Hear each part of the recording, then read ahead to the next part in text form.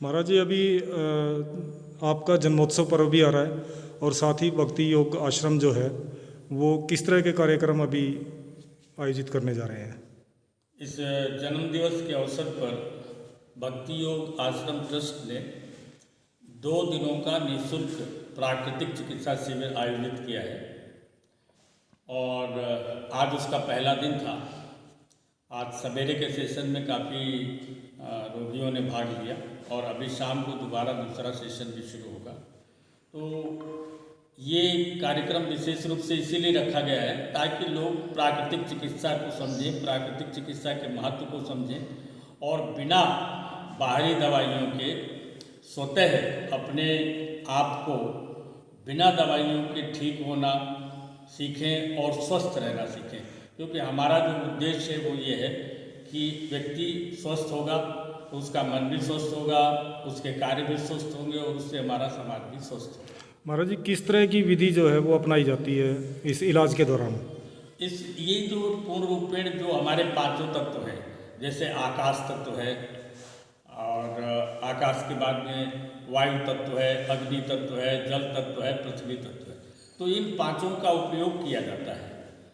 जैसे आकाश तत्व के लिए उपवास कराया जाता है या उनको बिल्कुल हल्के आहार पर रखा जाता है। अच्छा, वायु तत्व के लिए उनको योग अभ्यास कराया जाता है, ताज़ी हवा में घूमने के लिए प्रेरित किया जाता है, प्राणायाम कराया जाता है।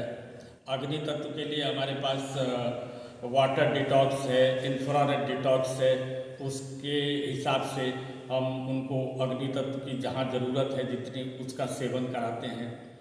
जल तत्व प्राकृतिक चिकित्सा में हाइड्रोथेरेपी जिसको बोलते हैं, जल जैसे हम अपने घरों में भी देखते हैं, शरीर के भी मल को बाहरी शरीर के मल को भी दूर करने के लिए जल का प्रयोग करते हैं। इसी तरह इंटरनली भी जल के प्रयोग से विभिन्न तरह से जल का प्रयोग किया जाता है।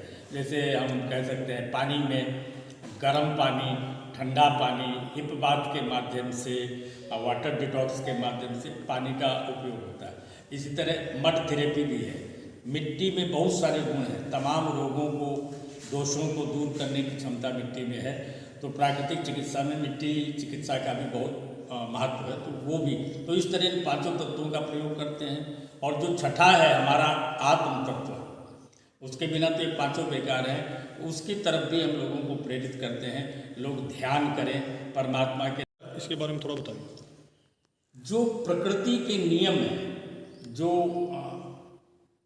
लॉ ऑफ नेचर, तो जैसे हम देखते हैं ना, सूर्य समय पे निकलता है या ऋतुओं में परिवर्तन होता है, इसी तरह बहुत सारे नियम हैं प्रकृति के।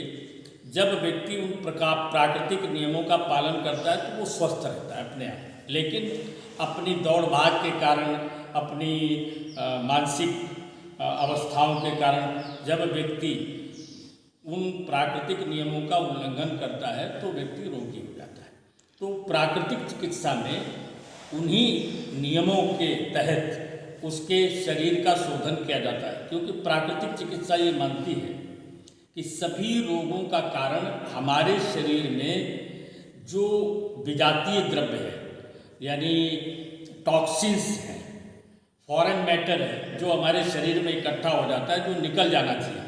जैसे आदमी भोजन करता है तो उसका जो अवशेष भाग बचा मल, ठीक है ना, तो उसको शरीर से बाहर निकल जाना चाहिए। जब तक वो प्रक्रिया इस तरह से चलती है कि उसको शरीर से बाहर निकल जाना चाहिए, तब तक व्यक्ति स्वस्थ रहेगा। लेकिन जब वो शरीर में रुकने लग जाए, कब्ज हो जाएगी, कॉन्स्टिपेशन हो जाएगा, या मल समय पे नहीं होगा, या ठीक से उसका पेट साफ नहीं होगा, तो वो अनेक प्रकार के रोगों को जन्म देगा। इसी तरह से दूसरी चीज़ें हैं, आहार का है, विहार का है, विचार का, ये सारी चीज़ें जो है तो उसको प्राकृतिक रूप से ठीक करने का जो काम है वो प्राकृतिक चिकित्सा।